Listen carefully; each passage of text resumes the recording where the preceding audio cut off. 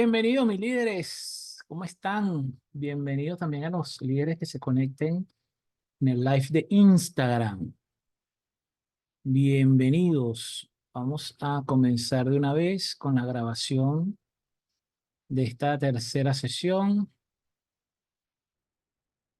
Círculo de lectura del Club de Liderazgo. Vamos con la tercera sesión del libro Hábitos Atómicos de James Clear. El día de hoy vamos a seguir conversando sobre la segunda ley, hacerlo atractivo, y vamos a comenzar un poco a hablar de la tercera ley, hacerlo sencillo. Y vamos a comenzar de una vez, mis líderes, con una frase que me gusta mucho de Warren Buffett, que dicen: las cadenas de los hábitos son demasiado ligeras como para sentirse, hasta que son demasiado pesadas como para romperse. Comenzamos hablando sobre la segunda ley, la ley que habla de hacerlo atractivo, cómo llegar a lograr que un hábito sea irresistible. En términos generales, si quieres aumentar la posibilidad de que una conducta ocurra, entonces necesitas hacerla atractiva. Es decir, que el simple hecho de pensar en esa actividad, en esa tarea, sea algo que por sí solo nos llame mucho la atención. El autor nos invita a que miremos a nuestro alrededor. La sociedad está llena de visiones de la realidad diseñadas para hacerlas muchísimo más atractivas que el mundo en el que se desarrollaron nuestros ancestros. Las tiendas muestran maniquíes con caderas y pechos exageradamente grandes para vender ropa. Las redes sociales nos envían likes y reconocimientos en unos cuantos minutos, muchísimo más de lo que pudimos haber obtenido en toda una carrera universitaria o en una carrera profesional. Los anuncios publicitarios se crean con una combinación ideal de luz, maquillaje profesional y ediciones de Photoshop. Incluso los propios modelos no se reconocen cuando se ven en el espejo y ven una fotografía, como dice uno coloquialmente, photoshopeada, ¿ok? Pareciera que la realidad se ve súper normal o exageradamente normal, lo cual hace que cuando caigamos en la realidad individual de cada uno de nosotros, esa realidad se vea muchísimo más fea de lo que realmente es. Haciendo conciencia sobre este hábito, mis líderes, o sobre este capítulo, me imaginé, los líderes que están en el club lo pueden ver, los líderes que están aquí conmigo en el Zoom, un diagrama en el cual tenemos de un lado el hábito construido y del otro lado el hábito que deseo construir. Y entonces la manera en que yo voy a conectar ese hábito que ya está construido, que ya me gusta, que ya para mí es atractivo, ¿ok? ¿Cómo hago para de alguna manera ese hábito que ya está constituido y que me guste, que lo hago con bastante regularidad, me ayuda a poder desarrollar otros hábitos que necesito desarrollar? Y es ahí cuando vemos que la conducta deseada, de alguna manera la tengo que interrelacionar con una conducta que, aunque no me gusta, sea necesario para yo poder obtener ese otro hábito que quiero construir. ¿Ok? Aquí el autor nos habla del circuito de retroalimentación impulsado por la dopamina. Algo importante, hablando de la química del cerebro, es que nuestras conductas son simplemente respuestas a los químicos, ¿okay?, que se generan en nosotros. ¿Okay? Entonces, los hábitos son un circuito de retroalimentación que está impulsado por la dopamina, ese químico tan poderoso que genera nuestro cerebro. Todas las conductas que son muy proclives a convertirse en hábitos, como consumir drogas, comer comida chatarra, jugar videojuegos o navegar en las redes sociales, están asociados con altísimos niveles de dopamina y de dopamina en shot. Es decir, de dopamina intravenosa que recibimos constantemente durante todo el día. Lo mismo que puede decirse de nuestras conductas habituales más básicas, como beber, comer o tener algún tipo de relación con las personas. ¿Ok?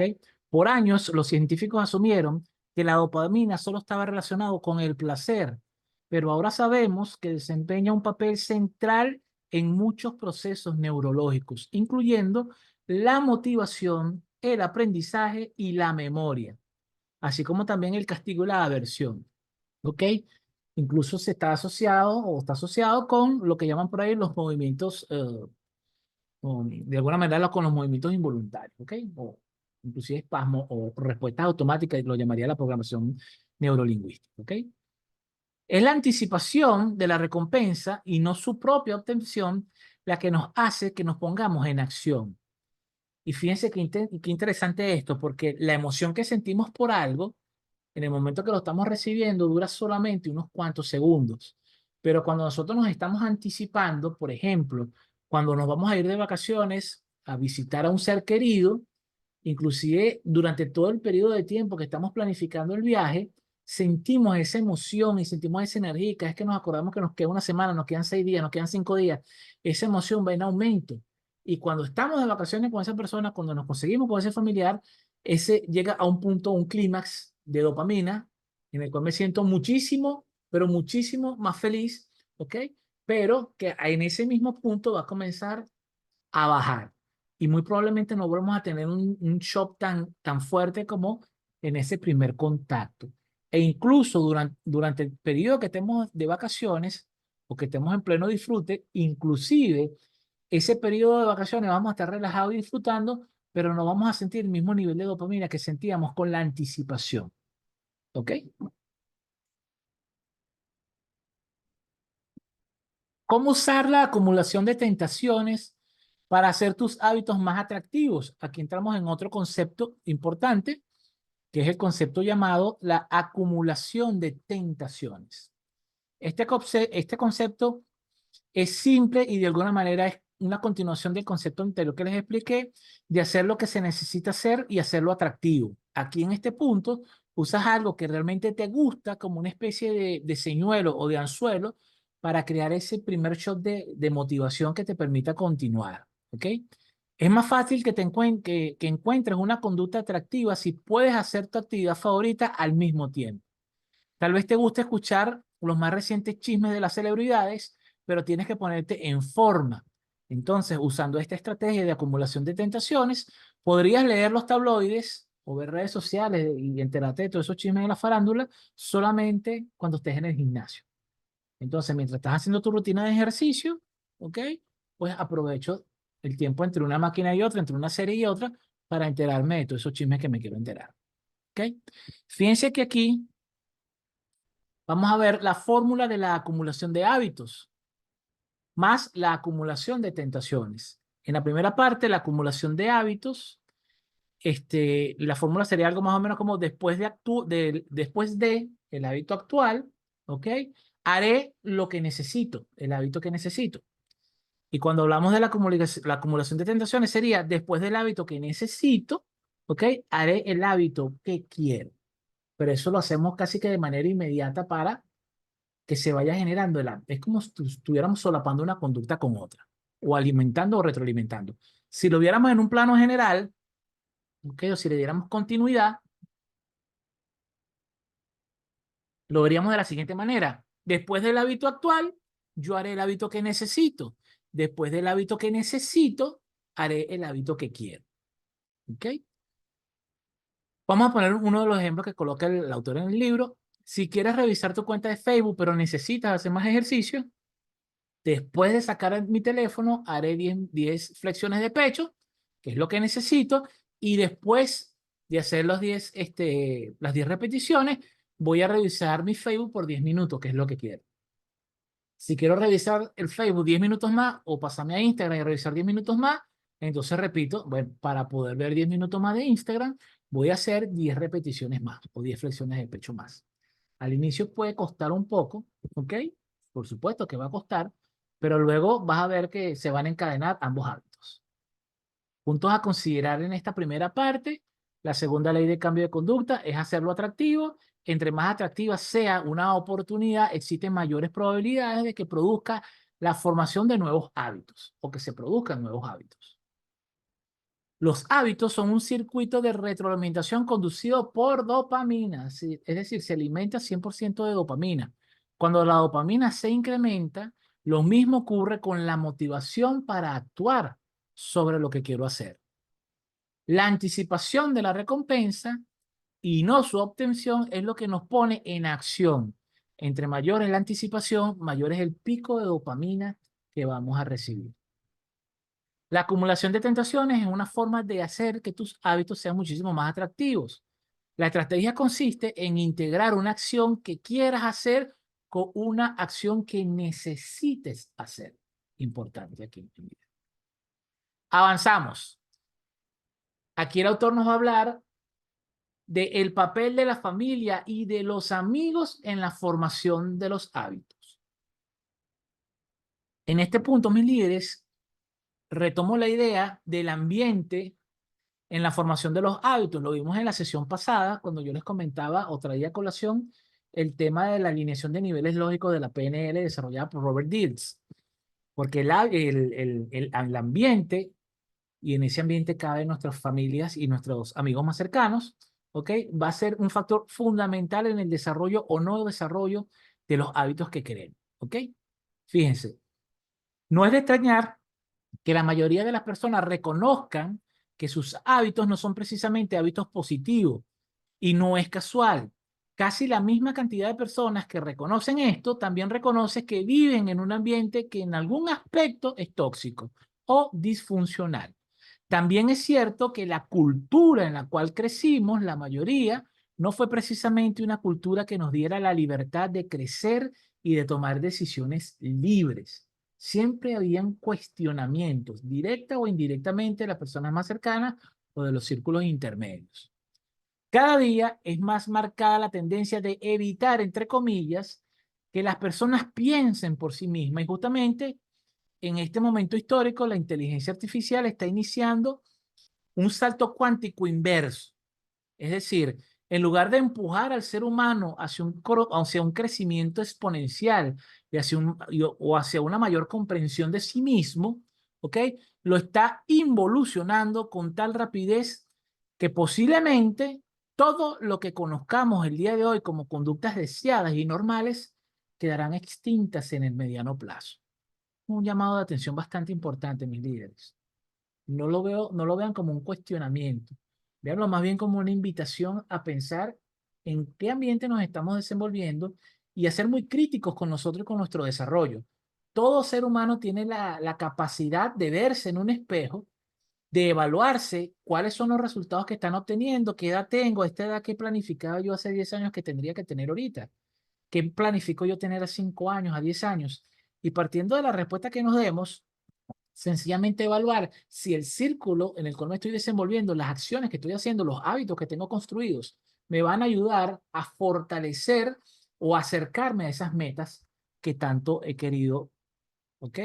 Y no es como para sentirnos mal porque se dio o no se dio. El punto aquí, mis líderes, importante, es qué voy a hacer a partir de este momento. No el tiempo que he perdido, sino qué correctivos puedo tomar para poder enderezar el rumbo. Ahora vamos a hablar sobre las fuerzas seductoras de las normas sociales. La mayor parte del tiempo, seguir las reglas del grupo no se siente como una carga, porque todo ser humano quiere pertenecer a un grupo, quiere pertenecer a algo más grande que sí mismo. Si creces dentro de una familia que te recompensa por tus habilidades en el ajedrez, vas a jugar ajedrez más seguido. Puede parecer una actividad muy atractiva para ti porque estás teniendo un reconocimiento por eso que estás haciendo. Si trabajas en un lugar donde todos usan trajes muy caros, seguramente te sentirás inclinado a despilfarrar dinero para comprar uno tú también. Si todos tus amigos están compartiendo una broma que solo ellos conocen o usando una frase nueva, seguramente tú vas a querer hacer lo mismo para que se den cuenta de que tú también entiendes de lo que se está hablando y que tú también perteneces a ese grupo. Las conductas, mis líderes, son atractivas cuando nos ayudan a encajar en el grupo social. Imitamos los hábitos de 3 grupos en particular, ¿ok? Imitamos los grupos de personas cercanas, imitamos a los grupos numerosos porque queremos pertenecer e imitamos a los grupos de personas poderosas. Eso sería ya una imitación por anhelo. Anhelo estar en esa posición donde están ellos y por eso trato de congraciarme y trato de pertenecer a esos grupos. Cada grupo ofrece una oportunidad de reforzar la segunda ley del cambio de conducta y hacer nuestros hábitos muchísimo más atractivos. ¿Ok? Aquí en las fuerzas seductoras de las conductas, vamos a ver lo que viene ahorita, que son el experimento de la conformidad social, que tiene mucho que ver con el factor anterior y tiene que ver mucho con la fuerza de la seductora de las normas sociales y estos experimentos de conformidad social. ¿Por qué? En Venezuela, por ejemplo, por allá en los años 80, este fenómeno se conocía como la presión de grupo, o los psicólogos aquí en Venezuela lo denominaban la presión de grupo, y trataba de explicar los cambios repentinos de conducta de los adolescentes, sobre todo aquellos que entraban al bachillerato. Los chamos tenían un cambio radical de conducta, muy probablemente no era para bien. Empezaban a aportar lo que podríamos llamar empezar a hacer mala conducta. ¿Por qué? Porque estaban entrando a un grupo social al cual querían pertenecer, y eso se podría haber combinado con alguna de las anteriores, podría ser un grupo que ellos denominaran como de mayor poder o grupos numerosos y queríamos pertenecer. Algunos de estos experimentos datan de hace décadas, pero gracias al auge de las redes sociales y a la necesidad, entre comillas, de crear contenido llamativo, muchos de estos experimentos han terminado en redes sociales. Por ejemplo, los videos de los actores teniendo una conducta extraña en un ascensor, y a un extraño, que sería el sujeto investigado, termina haciendo la misma conducta extraña, ya que inconscientemente desea pertenecer, no desea desentonar de lo que está pasando. Es como pegarse fielmente a la máxima de nuestros abuelos, donde sea que fuere, haz lo que vieres. Todos hemos visto esos videos en redes sociales de que de repente hay 4 personas que son actores en un ascensor y de repente se mete una quinta persona que queda en el medio del ascensor y de repente cuando la puerta del ascensor se cierra, todo el mundo se voltea y empieza a ver a la pared y pegan la cabeza de una de las paredes del ascensor.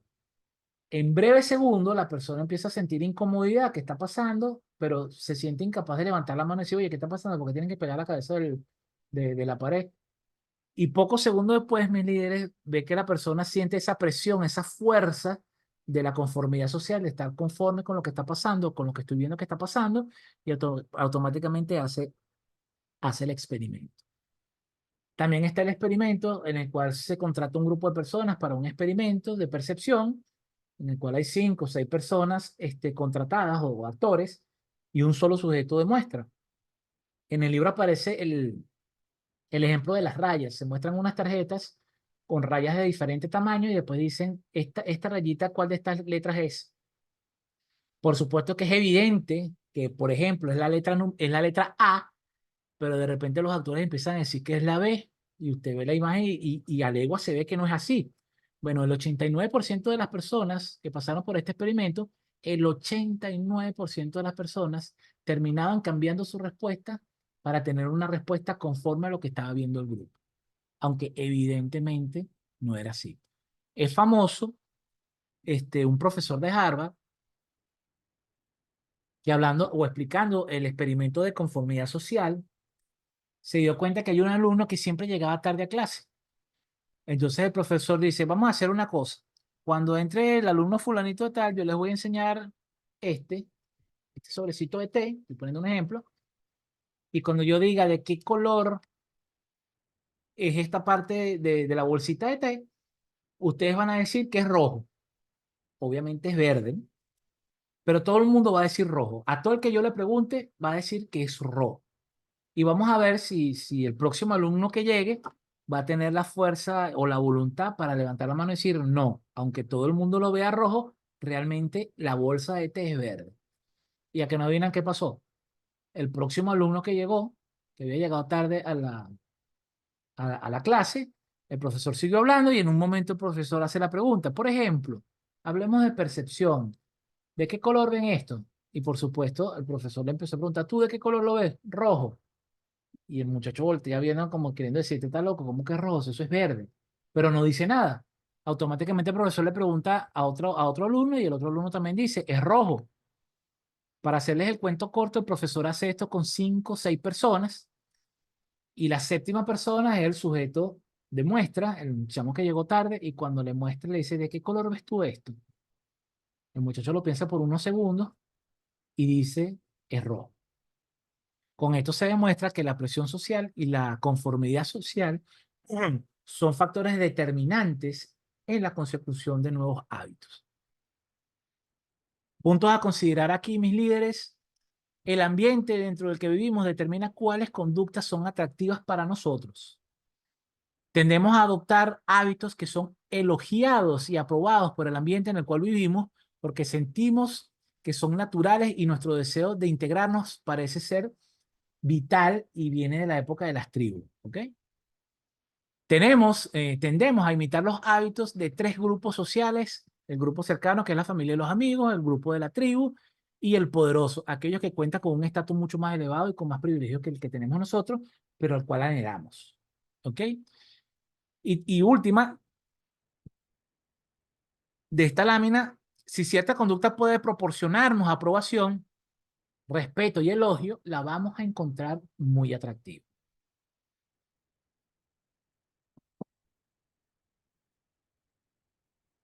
Una de las estrategias más efectivas que puedes seguir para construir mejores hábitos consiste en unirte a un ambiente donde, número uno, tu conducta deseada sea un comportamiento normal y donde, número dos, tengas algo en común con el grupo. Por eso el ambiente es importante, mis líderes. Si usted quiere hacer ejercicio y quiere mejorar su condición física, ¿a qué ambiente tiene que usted acudir? Obviamente, usted tiene que ir a un gimnasio. Si usted quiere ser una persona un poco más intelectual y quiere un grupo en el cual las personas lo ayuden a crecer, pues ya no se usan tanto las bibliotecas, pero hay muchas librerías que cuentan con esos espacios o esos clubes de lectura, como por ejemplo el círculo de lectura que ustedes están asistiendo el día de hoy, porque es importante buscar un ambiente en el cual la conducta que yo quiero desarrollar sea una conducta normal. Si usted quiere comer saludable y usted todos los días se va para la esquina donde venden empanadas fritas, obviamente ese ambiente no es el más ideal para que usted este, cambie la conducta que usted desea cambiar. Y ojo, puede ser que en ese lugar vendan ensalada, pero si son especialistas en empanadas, muy probablemente usted termine comprando la empanada porque probablemente esa ensalada no sea muy buena. Por último, el comportamiento normal de la tribu con frecuencia prevalece sobre el comportamiento deseado de un individuo en particular. Esto también lo dice Freud en la psicología de las masas, haciendo entender de que es muchísimo más fácil convencer a un grupo de personas que convencer a un individuo de manera individual. Por eso es que a veces cuando se quieren hacer cambios de opinión o generar matrices de opinión, tratan de no aislar a los grupos, sino más bien contaminar a los grupos con personas que tengan ya ese ideal en la cabeza o ya estén idealizadas, ¿ok? Para que de esa manera esas personas dentro del grupo puedan ayudar a esa presión social de la que hablábamos láminas atrás, ¿ok? ¿Cómo localizar y arreglar las causas de tus malos hábitos? Las causas. Las causas, lo que causa el hábito, no las consecuencias. Y eso pudiera ser otro de los motivos por los cuales a la gente le cuesta tanto cambiar un hábito, porque tratan de cambiar el hábito desde la consecuencia, desde la conducta, y no se van a arreglar qué es la causa que está haciendo que tú generes esa conducta. ¿Ok? Aquí creo que la idea principal es la de validar nuestras creencias asociadas al hábito que deseamos eliminar, así como validar también los beneficios a largo plazo de los hábitos que quiero integrar. Bienvenido, Luis, saludos. Cuando se trata de los malos hábitos, nos cuesta apartarnos de ellos porque luchamos con el hábito o la conducta en sí, en lugar de irnos a la causa o a la razón de peso que hace que el hábito permanezca en nosotros. Aquí el autor coloca el ejemplo de su amigo que dejó de fumar. En la historia comenta que su amigo dejó de fumar luego de leer un libro para dejar de fumar. Leyó un libro para dejar de fumar. Aunque el autor nunca había fumado, sintió la curiosidad de qué contenido tendría ese libro como para que una persona con un hábito tan fuerte como el del cigarrillo dejase de fumar, ¿ok? Cuando se dio cuenta, compró el libro, ¿ok? Y lo que vio fue que el libro refutaba consistentemente todas las cosas que las personas asociaban como positivas o como dogmas en relación al cigarrillo, como por ejemplo que el cigarro baja los niveles de ansiedad, siendo la realidad científica todo lo contrario. El cigarro, aunque te da un poco de dopamina que parece que adormece los procesos ansiosos, al momento que se apaga el cigarro, el proceso ansioso regresa. ¿Ok? Aquí el factor información es válida y es fundamental. Es prácticamente como ir a la etimología de la creencia que está asociada al hábito. Aquí Alonso nos está comentando. Me pasa para el hábito de comer. Veo el común del cliente y me pregunto si quiero la salud y el cuerpo del grupo. Cuando estoy en un sitio de empanadas, por ejemplo, pues eso sería eso sería un buen marcador. Decir, oye, quiero rebajar, quiero comer más sano, pero estoy en un puesto de empanadas y empiezo a ver, empiezo a ver, digamos, el target de los clientes y decir, wow, ninguno de estos clientes que está comiendo empanada tiene el cuerpo que yo quiero tener por salud. Buen punto, Alonso. Esa es una manera de validar desde el conocimiento si es lo que quiero. Muy buena, me gustó mucho esa analogía. Continuamos. ¿Dónde provienen los anhelos? Porque los anhelos también tienen algo fundamental para la consecución de hábitos nuevos. Los anhelos están muy atados a las necesidades, por ende son bastante básicas. Un segundito. Aquí seguimos reforzando la idea anterior sobre el conocimiento de nosotros mismos. Así que debo entender qué es una necesidad para mí, ya que un anhelo no necesariamente se deriva de una necesidad. Puede que el anhelo venga simplemente de un deseo. Por ejemplo, tengo la necesidad real de estar comunicado con los míos, por lo cual necesito un teléfono celular. El teléfono es una necesidad real si cubre o satisface la necesidad. Ahora bien, si lo que deseo es comprarme para satisfacer esa necesidad, un iPhone último modelo Pro Max de última generación, ese anhelo tiene más que ver con mi ego que con la necesidad real. De ahí que pueda tener el mal hábito de vivir endeudado, tratando de satisfacer mis deseos más allá de mis necesidades reales. Y esto aplica para casi todos los aspectos de nuestra vida, mis queridos. Hay personas que creen que tienen la necesidad de algo, es como la necesidad fisiológica natural del ser humano de comer, aprovechando el tema de las empanadas de Alonso. Tenemos la necesidad de comer, mis líderes, pero no tenemos la necesidad de comer en el restaurante más costoso de Caracas. Yo que estoy aquí en Caracas, Venezuela. Entonces, si yo tengo la necesidad de comer, puede ser un buen hábito buscar que esa alimentación sea lo más balanceada y saludable posible. Pero hay veces que ustedes no han tenido ese antojo de decir, oye, tengo como ganas de comerme algo, pero algo como sabroso. ¿Ok? Eso no es una necesidad, eso es un deseo que puede estar sencillamente tu cuerpo pidiendo un shot de dopamina y el azúcar también genera dopamina. ¿Ok? Aquí el autor nos habla de cómo programar nuestro cerebro para que disfrutemos de los hábitos difíciles. ¿Ok? Porque hay hábitos, mis líderes, que aunque nos gusten, mantenerlos es difícil. Por ejemplo, yo adoro hacer ejercicio. A mí me encanta hacer ejercicio cuando voy para el gimnasio. Llego a mi casa casi que arrastrándome la mayoría de las veces. Pero se me hace difícil últimamente poder cuadrar mi horario, que mi horario, si ustedes ven mi horario en el Google Calendar, te dicen, Jimmy, aquí tienes que desdoblarte, tienes dos actividades a la misma hora. Entonces a veces es difícil. Y cuando es difícil, a veces voy para el gimnasio atropellado y me doy cuenta que no disfruto de algo que a mí me gusta como hacer ejercicio. Entonces, ahorita leyendo el libro, me reconecté con esa necesidad de buscar que los hábitos que se me hacen difícil mantener, cuando los haga, los disfrute.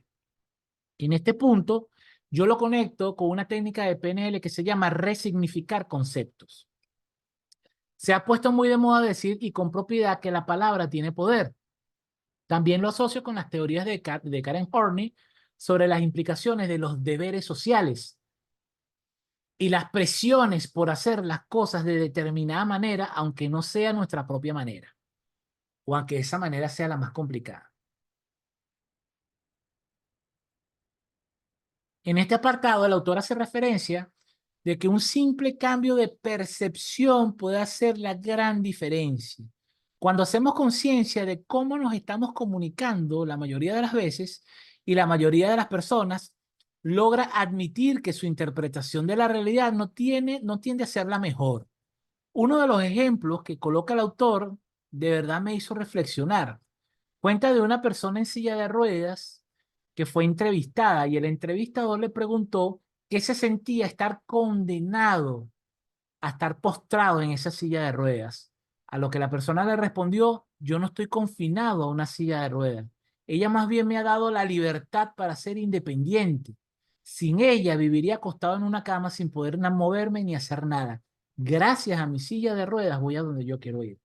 Eso es un simple cambio de paradigma. Es su realidad. Y mientras la periodista lo estaba viendo como que pobrecito ese hombre está condenado a una silla de ruedas, él dice, no, no, no, yo no estoy condenado a una silla de ruedas. Yo más bien tengo esta maravillosa silla de ruedas que me permite, dentro de todo, ser una persona independiente. Y a veces nos pasa, mis líderes, a veces nos pasa. A veces no le damos importancia a lo que tenemos y sentimos que necesitamos más cosas, cuando con lo que tenemos es mucho lo que podemos hacer. Es un cambio totalmente de paradigma. Aquí el autor también da una simple recomendación lingüística, que es la que yo asocio con Karen Horney, que es cambiar el debería por tengo la oportunidad o puedo hacer esto. En lugar de decir en la mañana, tengo que levantarme temprano para ir a trabajar, pudiéramos decir, mañana tengo la oportunidad de levantarme temprano para ir a trabajar en algo que adoro. Ciertamente, para muchas personas este cambio no implica mayor cosa o creen que no significa cosa, mayor cosa. Pero para mí particularmente ha significado un cambio y una mejora en mi calidad de vida, pero bastante considerable. En este punto, mis líderes también asocié esto que habla el autor con los anclajes de recursos también de la programación neurolingüística para ayudar a mi cerebro a programarse para el disfrute de actividades difíciles. Y es importante notar algo aquí, mis líderes. El punto habla de cosas que percibo como difíciles de ejecutar, no como algo que no quiero ejecutar. Es decir, quiero hacerlo, pero me cuesta hacerlo. Como por ejemplo, le dije al inicio, hacer ejercicio. Quiero hacer ejercicio, me gusta, pero por X causa me cuesta mucho o se me hace difícil.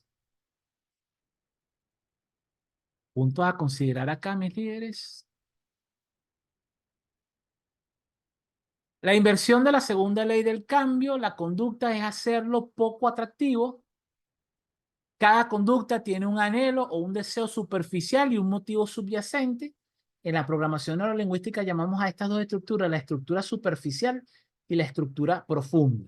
Tratamos de no hacerle tanto caso a la estructura superficial cuando son cosas importantes y tratamos siempre de llegar a la parte más profunda, en esa estructura profunda donde está la verdadera intención y la verdadera necesidad encubierta. Ajá. Tus hábitos son soluciones modernas a deseos ancestrales. ¿Ok?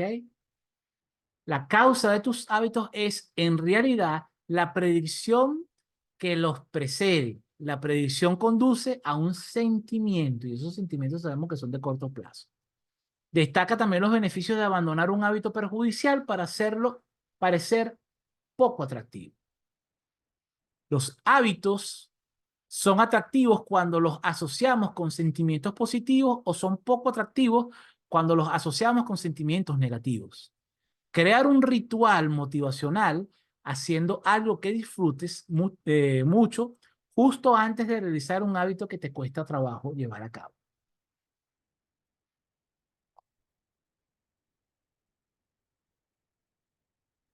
Ok, mis líderes.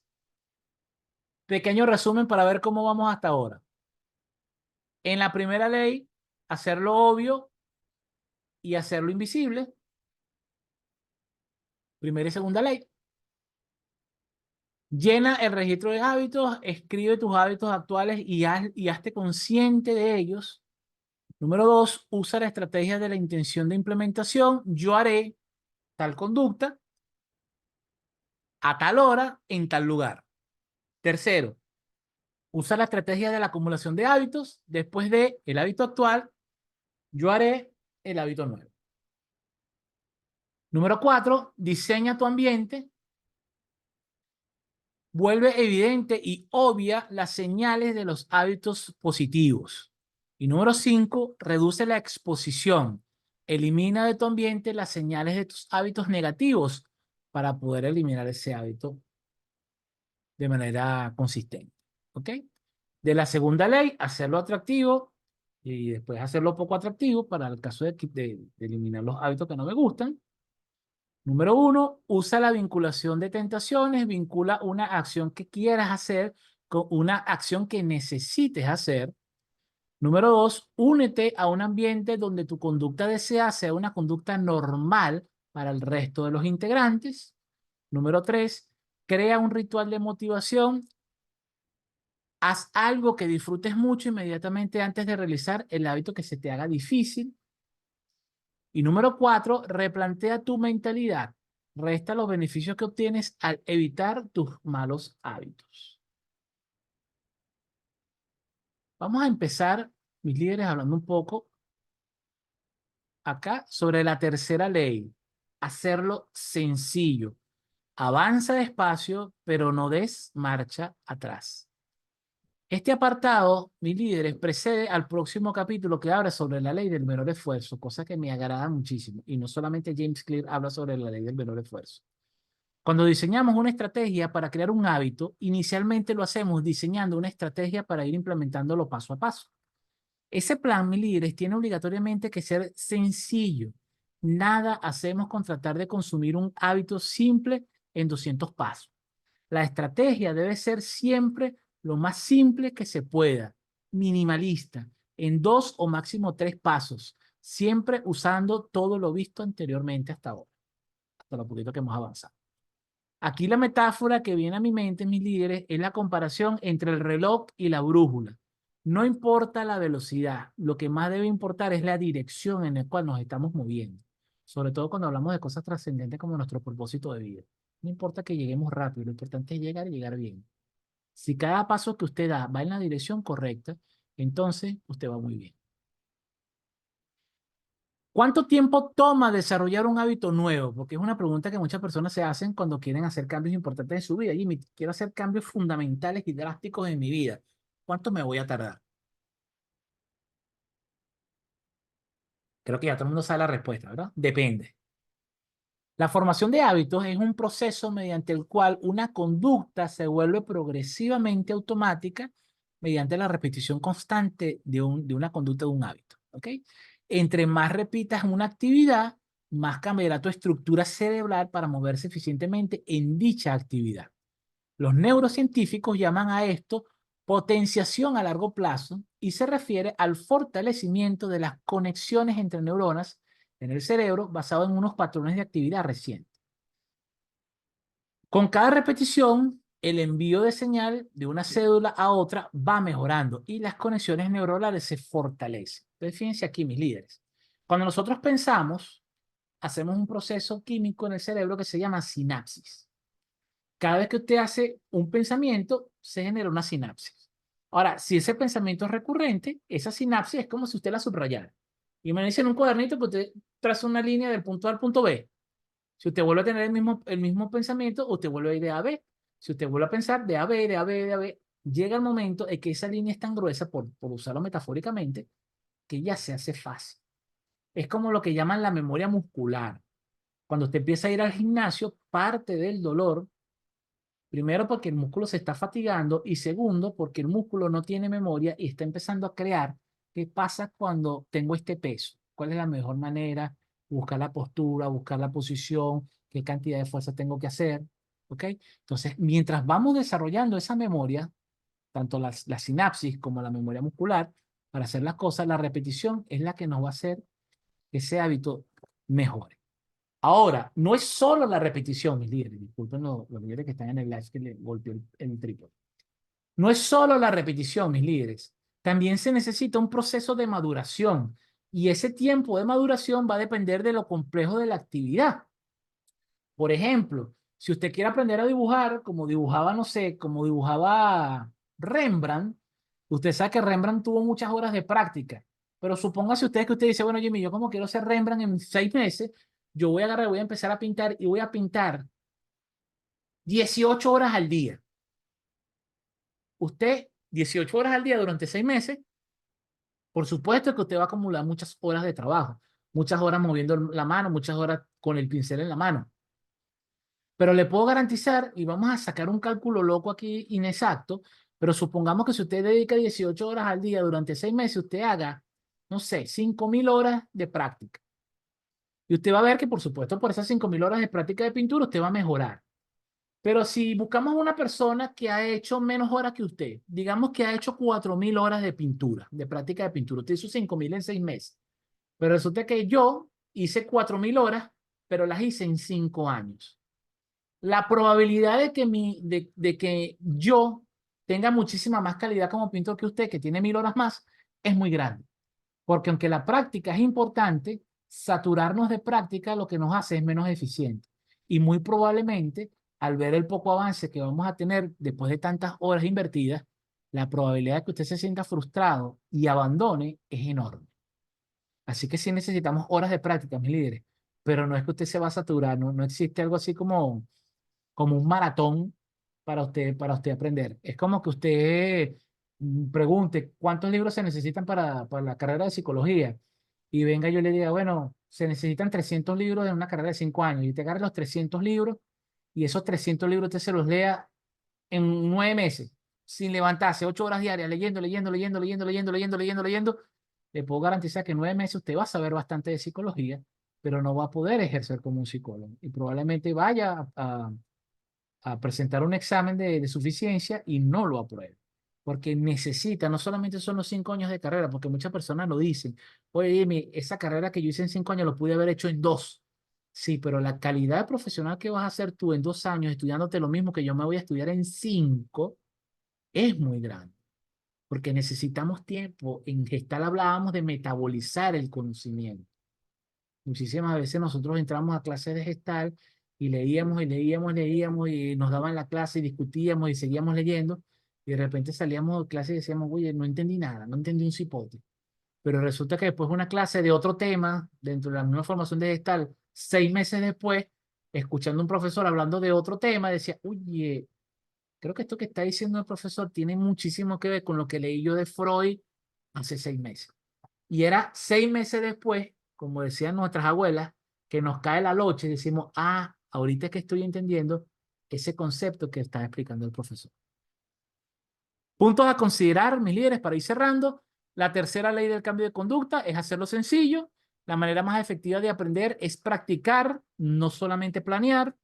Y ya saben, una práctica con un periodo de tiempo suficiente para poder metabolizar el conocimiento. Enfocarte en actuar realmente en lugar de solo ponerte en marcha. Tienes que planificar y moverte, pero moverte con propósito. La formación de hábitos es el proceso mediante el cual una conducta progresivamente se vuelve más automática mediante la repetición frecuente de una actividad específica. La cantidad de tiempo que llevas realizando un hábito no es tan importante como el número de veces que has realizado ese hábito dentro del contexto adecuado para que el hábito se refuerce de manera adecuada. Listo por hoy, mis líderes. Los escucho, los líderes que me están acompañando en el live. Si tienen alguna pregunta, inclusive si quieren pedir cámara, con mucho gusto me pueden acompañar. Los líderes que están aquí en el salón. Luis, ¿cómo te ha ido con el libro? Hola, excelente, excelente, Saúl. ¿Te resonó algo de lo que Encontrándome. pusiste? No, no, claro, por supuesto, por supuesto. No, y como siempre te he dicho, y lo acabas de mencionar de alguna manera ahí, lo interesante de este libro, el cual he recomendado mucho, es que en este libro está reunido eh, todo lo que uno ha escuchado sobre hábitos de manera fraccionada. Aquí está todo, absolutamente todo. La famosa, lo que hablamos hace la última conexión, la famosa ayuda para que el vacío ese que se encuentra entre la línea de las expectativas y la línea de crecimiento se estreche y no te rajes, porque entonces ahí tienes eh, los elementos que te ayudan a, a que no te rindas, o sea, estrategias, eso. ¿Tienes estrategias? Ah, ok, ya entiendo que esto debe ser así. No, no, no, el libro es fascinante, fascinante. Y me ayuda a reforzar todo lo que estoy haciendo, pues. Ahorita precisamente una de las cosas que yo tengo como hábito, y que me ayuda a formar otros hábitos, y la tengo aquí. Antes de conectarme estaba trabajando y te la voy a enseñar. Bueno, lo que le he enseñado. Agenda, pana, agenda. O sea, como dijo alguien por ahí, si no está escrito, ajá, Si no está papá, escrito, no si, sirve. si no está escrito, no sirve. Entonces, claro, la agenda te compromete, de alguna manera a una acción que tú dijiste que ibas a hacer en un momento determinado o en una determinada y la haces, porque está ahí y es sabrosito cuando tildas y llega el final del día, conchale, ¿cómo me fue? ¿Ok? Entonces, y otra cosa para terminar, algo que dijiste que ayuda mucho a enfrentar los días de manera adecuada. Me encontré yo mismo con un concepto cuando alguien me preguntó, chamo, ¿y qué tal el día? Y tuve un día, como lo hemos tenido muchos, ¿no? Con algunas complicaciones, con algunas cosas sabrosas, con alguna una combinación. Y digo, al final del día le dije, chamo, tuve un día multicolor, sabroso. Entonces, eso, te va. Dale. Maravilloso, mi líder. Como dices tú, esto es cosas que hemos venido escuchando de nuestras abuelas, ¿verdad? Pero condensado de una manera bastante pragmática que te hace reflexionar. Una de las cosas que me gusta del libro es que no solamente te muestra el principio, sino que te da un ejemplo. Y créeme que casi siempre ese ejemplo tú dices, te lo tengo. Eso lo pasé yo. Yo he vivido por eso, me pasó algo similar o con el mismo espíritu. Entonces eso te hace reflexionar y decir, oye, en este momento, y a veces te das cuenta que han habido hábitos que antes los tenías. Entonces tú te preguntas, oye, ¿y qué pasó con este hábito? En qué momento dejé yo de hacer esto? ¿Cómo perdí este hábito? Y probablemente cuando hagas esa reflexión de cómo perdí este hábito tan bueno que tenía, te vas a dar cuenta que fue sustituido por otro. Y te vas a dar cuenta que la probabilidad de que ese otro que te lo está sustituyendo no es un hábito que tú planificaste hacerlo, es cuando te pones a ver y dices, ay, ¿cómo agarré yo este mal hábito? ¿De dónde lo agarré? ¿Por qué lo quise hacer? Y te pones a hacer un proceso de investigación o de reflexión y, por ejemplo, te das cuenta de que, es que desde que estoy en esta empresa pasa esto. El ejemplo que pone el autor dice que si tú empiezas a trabajar en una empresa donde tú ves que todo el mundo se viste muy bonito, combinado, ropa de marca, tú vas a sentir la necesidad de pertenecer y vas a empezar a vestirte mejor. He visto compañeros, colegas, que de salir de una firma donde andábamos con yuntas, andábamos con traje todo el tiempo, pero emperifollados, salen de la firma y se meten a trabajar, no voy a mencionar dónde, pero se meten a trabajar en un lugar donde la gente literalmente va en choles. Tú empiezas ahí con flu y corbata como tú estás acostumbrado, pero llegas a un ambiente donde la persona que más se asemeja a algo formal de vestimenta es porque tiene una camisa manga larga. Tú mínimo al día siguiente te quitas la corbata. Mínimo te quitas la corbata. Y pasas una semana sin corbata y a la siguiente semana te das cuenta, no, la cosa es así. La gente viene en chemis, la gente viene en pantalones animal print, la gente viene en zapato de goma. Oye, ya a la segunda quincena te vas sin saco. Pero créeme que a los 6 meses te voy a conseguir yo, vamos a comer, Luis. Y cuando te vea llegar, te digo, oye, Luis, ¿qué pasó con el flu? Y vas a andar con tu camisa de la vino tinto y con unos chores. Y decir, no, Jimmy, que todo el mundo va relajado. Porque nos cuesta marcar la pauta, lo dice Freud en la psicología de las masas. Qué duro es enfrentarse al status quo. Porque el status quo te presiona. El status quo te dice, Luis, ¿qué haces tú con una camisa manga larga? Chamo, ponte pila, que uno no viene así. Y no es solo con la vestimenta, pasa también con tu calidad profesional.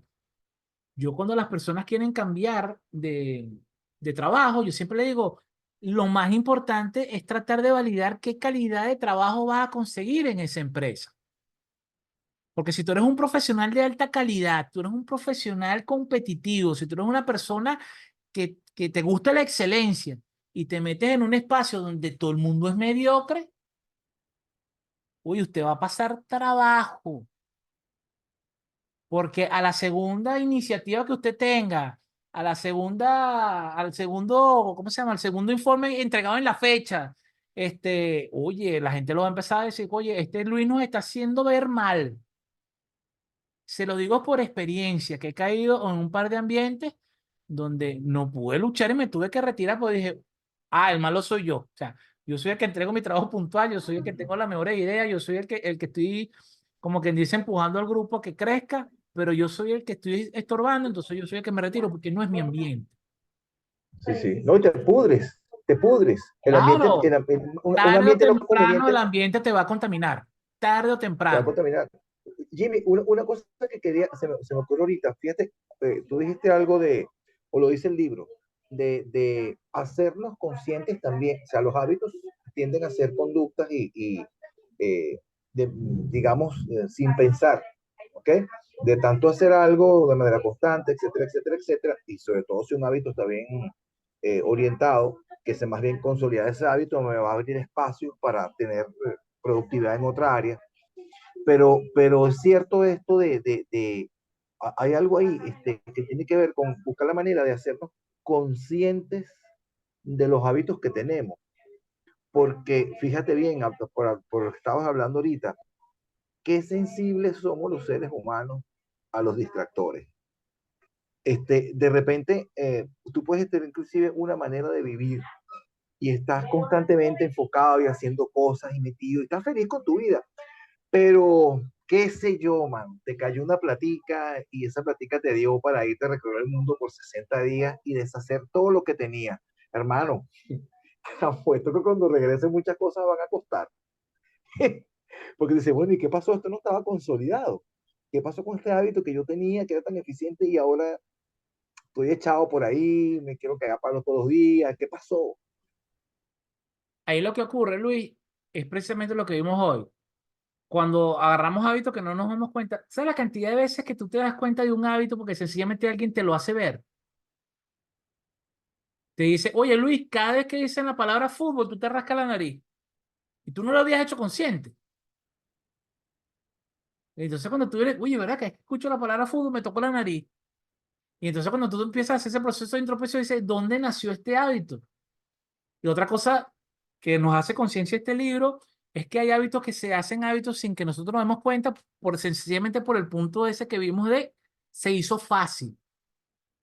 Por ejemplo, la mala alimentación. ¿Por qué tenemos el hábito de alimentarlos mal? Porque es fácil, porque es muy fácil. Cocinar comida chatarra es mucho más fácil que cocinar sano. Porque si tú te quieres hacer no sé, un pescadito a la plancha con unas verduras, tienes que pelar la verdura, comprar la verdura, pelarla, sancocarla, el pescado tiene que o sea, es como demasiados pasos.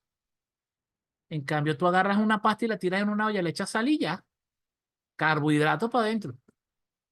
Pero para hacerte una ensalada, tienes que lavar la lechuga con cuidado, lavarla dos veces, echarle vinagre, picarla, porque agarrar el tomate, agarrar esto, o sea, es como más complicado. Es más sencillo tirar la pasta, comprarte una salsa de esa ragú que ya viene lista, que lo que tienes que meterla en el microondas y sentarte a comer. Es más fácil pasar por la panadería, comprarte una canilla, abrir la canilla, echarle jamón y queso y comerte la canilla con jamón y queso que hacerte una ensalada. Es más fácil comprarte una Pepsi Cola, un refresco, destaparlo y tomártelo, que comprar que comprar la lechosa, pelar la lechosa, sacarle las cositas, licuar la lechosa, pasarla por el colador, después lavar el colador, lavar la licuadora, lavar el vaso y tomate el jugo de lechosa. Sí. Y ahí realmente donde lo que tú dijiste, ahí es donde vale la pena confrontar en quién me quiero convertir, ¿ok? Y qué estoy haciendo para realmente convertirme en eso que quiero ser. Entonces, eso es lo que puede ayudar, ¿no? Por eso que me Pero es gustó, así, pues. por eso que me gustó el ejemplo que nos dijo por aquí por Instagram Alonso. Dice que cada vez que él va a comer empanadas se da cuenta de los cuerpos de la gente que está comiendo empanadas y dice, oye, ese es el cuerpo que yo quiero dentro de unos años. Aplica para los perros calenteros también. Oye, ese es el cuerpo que estoy viendo, la cara, la salud, el color de la piel. Oye, es lo que yo quiero para unos años o peor aún, me veo en el espejo y se me parezco al señor que tiene la camisa manchada de salsa de tomate aquí. Eso es un acto reflexivo. Eso es un acto perfectamente reflexivo. No es que Vanessa nos está escribiendo que Vanessa dice, pasa en la vida, pasa en TNT, pasa en la vida real. El ambiente tiene una influencia en la creación de los hábitos total. Desarrollar hábitos positivos requiere tiempo, algo que pareciera ser la dolencia de la sociedad en estos tiempos. Claro, imagínate, Vanessa, todo lo que sale, la inteligencia artificial, los gadgets, todo lo que sale es supuestamente para poner la vida más fácil. Fíjate, se hace hábito, no querer hacer cosas porque hay algo que me lo hace más fácil. Imagínense ustedes los chamos de ahorita para estudiar y para hacer una tesis. Métete en esta página con inteligencia artificial, le pones el título de la tesis y él te va a lanzar toda la tesis con las referencias, con normas APA y yo no sé qué, lo único que tienes que hacer es bajarla e imprimirla. Y tú dirás, bueno, por lo menos que se la lea para que la defienda, ¿no? Créeme que no lo va a hacer porque pues hay otra inteligencia artificial a la cual te lo vas a subir tu tesis, te va a hacer un resumen y te va a hacer las láminas en PowerPoint y te va a decir cómo hacerlo y te va a hacer el video. Entonces, la mediocridad es fácil. Ser mediocre es fácil. Solamente te tienes que dejar llevar. Por eso es que es más difícil tener y construir esos hábitos, ¿ok? Necesitamos disciplina y ya de por sí para tener disciplina hay que desarrollarla. Entonces el hábito de la disciplina también hay que desarrollarlo. Parece un bucle infinito, ¿ok? Pero está en nosotros, mis líderes, ser el ejemplo de lo que queremos ver en la sociedad. El lema del líder activo que ustedes pueden ver en nuestra página web dice, el mundo cambia con tu ejemplo, no con tu opinión. Entonces, mucha gente quiere ser líder de poder mandar. Y de hecho, cuando hacemos formaciones de altos ejecutivos, quieren que los enseñemos a mandar, pero de tal manera que la gente obedezca. Y nosotros le decimos, si usted quiere que la gente obedezca, del primer paso. ¿Qué diferencia Así los es. militares de ahorita a los militares de la época de los libertadores? Los militares de ahorita dan las órdenes desde una oficina, por teléfono. Y ni siquiera son ellos. Le dicen al edecán y el edecán es el que dice, mandó a decir el general que hagan tal cosa. En la época de nuestros próceres, la primera espada que se desenvainaba era la de ellos. Y la gente seguía a su líder. Esa es la gran diferencia entre el liderazgo militar de antes y el de ahora. Es muy fácil mandar a la gente a que se mate sentado en un escritorio con aire acondicionado Mm, y con un traje de gala, a estar montado tú en un caballo después de haber recorrido media América Latina en caballo y después llega al campo de batalla y es el mm. primero en lanzar sacar la primera espada, ¿no? Entonces, esa parte de ese liderazgo desde el ejemplo, desde que el líder es el que da el primer paso, no es haz esto, es mira cómo lo estoy haciendo y yo te ayudo hasta que tú lo aprendas a hacer mejor que yo, para que entonces tú también vayas y entrenes a otro y acompañes a otro en su proceso de desarrollo y a su vez el otro va desarrollando, ta, ta, ta. Y eso es un liderazgo resonante. La gente cree que el liderazgo es mandar, lo asocia mucho al cargo. No, yo soy el director, aquí se hace lo que yo digo. Y a veces Líder posicional. el líder posicional, entonces a veces ves ejecutivo, yo que soy asesor de alto ejecutivo, a veces tengo que llamarlo aparte, mira, no vuelvas a repetir eso en voz alta. Pésimo lo que estás diciendo. Y cuando los invito a reflexionar y les hago preguntas, se quedan así como que, bueno, oye, así lo decía el que era jefe mío. Ya, bueno, aprendiste un mal ejemplo. Te toca a ti rectificar el rumbo y empezar a ser tú un buen ejemplo. Pero esa capacidad, Luis, tú lo sabes, esa capacidad de ver la lupa hacia adentro. No, Mm. si fuese fácil, hubiese más héroes. Sí, Gracias sí, por sí. acompañarme, gracias, mi líder, que me están acompañando Dale. por el live. Vienen buenas actividades para la próxima semana, mis líderes. Recuerden que a partir de la semana que viene, el Club de Liderazgo regresa los días miércoles. El día jueves va a ser para los nuevos ingresos, no sabemos cuándo, de los líderes que van a empezar el primer nivel de la maestría. De todas maneras, toda esa información se la vamos a pasar por los grupos y las próximas actividades. Viene por ahí Vanessa, para que estés pendiente. Viene por ahí y Eli también. No sé, Eli, tú estás conectada. Por ahí viene, por ahí vienen un par de actividades de las que hacíamos recurrentemente, que este año no hemos hecho ninguna. Vamos a ver si hacemos un quirón. Luis no ha asistido a ninguno de nuestros quirones filosóficos. Viene por ahí, estamos preparando un quirón y el próximo Leader Talks. ¿Ok? Así que nos vemos, líderes. Estamos pasando información de las próximas actividades que vamos a tener. Feliz noche.